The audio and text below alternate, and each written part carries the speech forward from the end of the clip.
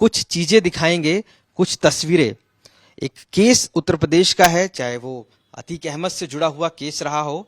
शुरुआत में जब तस्वीरें जो सामने आई वो काफी धूमिल थी, यानी कि बहुत ही ब्लर तस्वीरें थी, जिससे अक्यूज्ड को पहचान पाना काफी ज्यादा असंभव सा हो रहा था।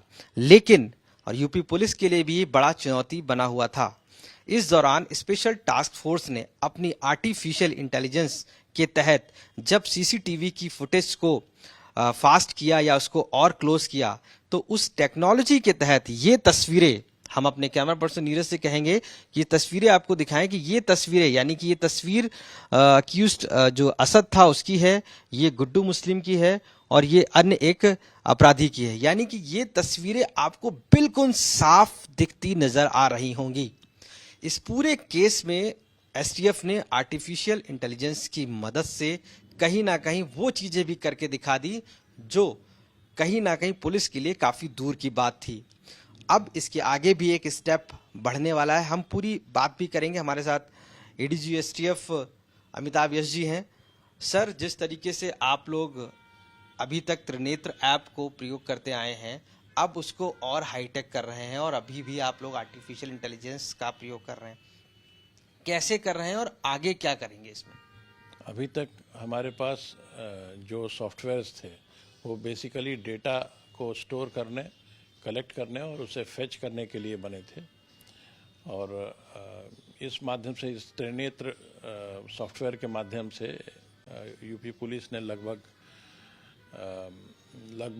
8 लाख अपराधियों का डेटा इकट्ठा कर रखा था। और जो स्ट्रीट पर, जो सड़क पर खड़ा पुलिसकर्मी अथवा ऑपरेशंस में इन्वॉल्व पुलिसकर्मी इस ऐप के माध्यम से किसी अपराधी का नाम, पता और उसका आपराधिक इतिहास, साथ ही उसके फोटोग्राफ्स को सर्च कर सकता था।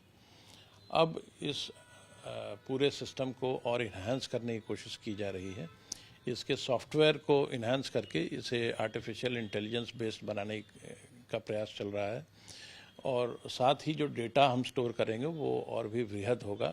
इसमें हम ऑल राउंड फोटोग्राफ के साथ ही voice, criminal history, interrogation reports आदि सब कुछ स्टोर करेंगे।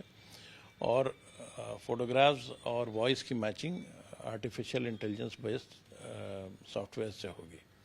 इससे जो हमारे पास उपलब्ध तरीके होंगे क्राइम को क्रैक करने के, वो और भी वृहद हो जाएंगे। ऐसा कुछ एग्जांपल्स आपने देखा कि जो सीसीटीवी फुटेज बहुत ही ब्लर्ड थे अथवा उससे किसी को भी पहचानना संभव नहीं था, एआई बेस्ड सॉफ्टवेयर से उनको इन्हांस करके ऐसा बना दिया गया कि बहुत आसानी से उस व्यक्ति को पहचाना जा सके। 24 फरवरी 2023 को प्रयागराज में जो घटना हुई थी, जिसमें एक वकील और साथ ही 2 पुलिसकर्मी की हत्या की गई थी अतीक के गैंग द्वारा, उसमें मुखबिरों के अलावा जो पहला डेफिनेट कंक्लूसिव एविडेंस मिला था इस गैंग के इन्वॉल्वमेंट का, वो इन एआई बेस्ड सॉफ्टवेयर्स के माध्यम से इन्हांस्ड सीसीटीवी फुटेज से प्राप्त हुआ था। इसलिए अत्यंत आवश्यक है कि जो लेटेस्ट टेक्नोलॉजीज़ हैं उसका उपयोग पुलिस करे और एसटीएफ टेक्नोलॉजी के उपयोग में सदा ही अग्रणी रहने की कोशिश करती है और बेस्ट टेक्नोलॉजीज़ को प्रदेश में पुलिस के इस्तेमाल के लिए उपलब्ध कराती है। सर, जो आर्टिफिशियल इंटेलिजेंस का आप लोग प्रयोग कर रहे हैं, तो क्या माना जाए कि जो आगे आने वाली आपकी एक्टिविटीज होंगी अगेंस्ट टू क्रिमिनल, उनको और कैसे प्रयोग करेंगे इस त्रिनेत्र ऐप के जरिए? इस मीन्स कि कैसे उनको अब और जल्दी पकड़ा जा सकेगा, उनके नज़दीक आप लोग पहुंच जाएंगे? ऐसी क्या टेक्निक और आगे होंगी आर्टिफिशियल इंटेलिजेंस के जरिए, या क्या टूल्स आप यूज़ करेंगे इस त्रिनेत्र ऐप में? चूंकि अभी तक तो सिर्फ डेटाबेस एक ऐप था ये, लेकिन अब ये बहुत हाईटेक आपके हाथों में आने जा रहा है। जैसे मैं आपको एक उदाहरण दे दूं, सैकड़ों लोगों को रोज़ ये इस प्रकार के फ़ोन कॉल्स आते हैं कि उन्हें उनके पास कोई पार्सल आया है अथवा उनसे ओटीपी बेस्ड फ्रॉड किया जाता है, या अथवा उनके मोबाइल फ़ोन पर कोई मैलवेयर भेज करके उन्हें उस मैलवेयर को इंस्टॉल करा करके उनके अकाउंट से पैसे निकाले जाते हैं। ऐसे हज़ारों की संख्या में वॉइसेस पुलिस के पास अलग अलग उपलब्ध हैं। जब हम आर्टिफिशियल इंटेलिजेंस बेस्ड सॉफ्टवेयर का इस्तेमाल करके इन वॉइसेस को कंपेयर कर लेंगे तो ये बहुत आसान हो जाएगा कि हम उन सभी केसेस को एक साथ ग्रुप कर सकें जिसमें सेम वॉइस का इस्तेमाल हुआ है, अथवा जिसका मतलब हुआ कि जो कॉलर जिसमें सेम है। इस प्रकार हम एक केस को सॉल्व करने के साथ साथ कई केसेस को सॉल्व करेंगे, क्योंकि हमारे पास डेफिनेट एविडेंस होगा कि एक ही व्यक्ति, जो फॉरेंसिकली वॉइस कंपेयर किया जा सकेगा, तो एक ही व्यक्ति ने इन सभी कॉल्स को किया है जिसमें ये फ्रॉड्स हुए हैं।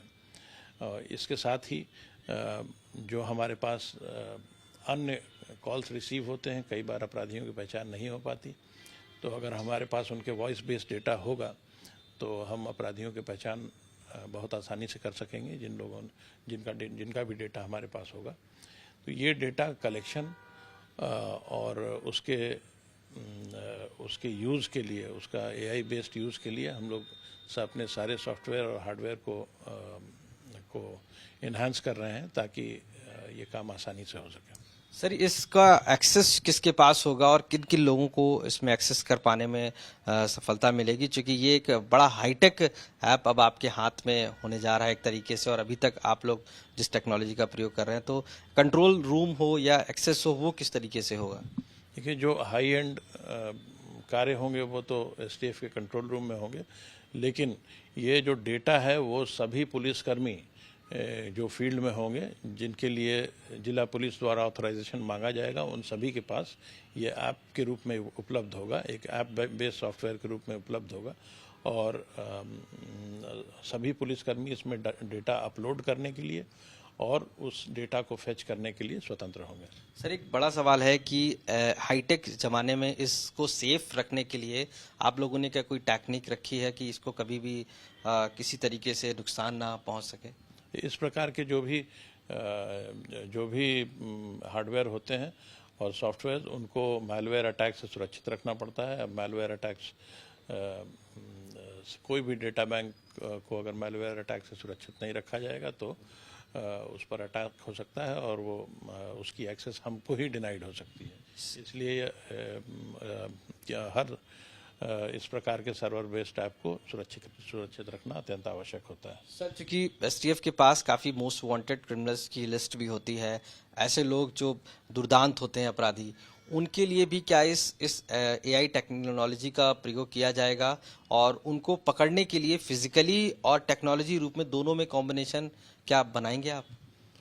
ये तो STF का पुराना तरीका है। हम टेक्नोलॉजी का भी इस्तेमाल करते हैं और ह्यूमन इंटेलिजेंस का भी इस्तेमाल करते हैं, और STF की ज़्यादातर सफलताएं इन दोनों के अच्छे समन्वय से ही संभव हो पाती हैं। धन्यवाद सर।